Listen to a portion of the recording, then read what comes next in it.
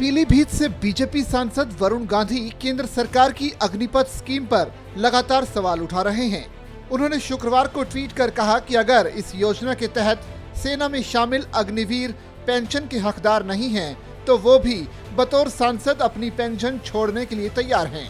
वरुण गांधी ने अन्य सांसदों और विधायकों से भी पूछा कि क्यों ना सभी अपनी पेंशन छोड़ दें और अग्निवीरों के लिए पेंशन की सुविधा सुनिश्चित करें।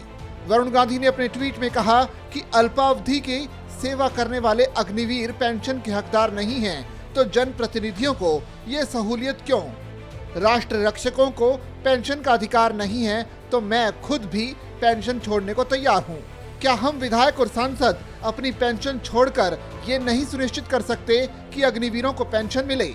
वरुण गांधी इससे पहले भी योजना के खिलाफ लगातार अपनी आवाज उठाते रहे हैं।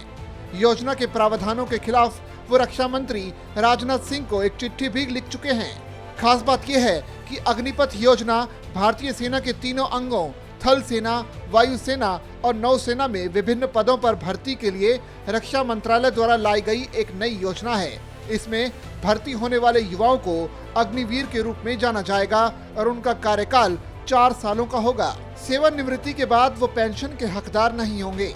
सेना में अब सारी भर्ती अग्निवीर योजना के तहत ही होगी। भर्ती के इस नए मॉडल की घोषणा के बाद से ही देश के कई हिस्सों में हिंसक विरोध देखा गया। अग्निपथ योजना 14 जून को घोषित की गई थी। इसमें 17.5 से 21 साल के बीच के युवाओं को केवल 4 साल के लिए सेना में भर्ती करने का प्रावधान है।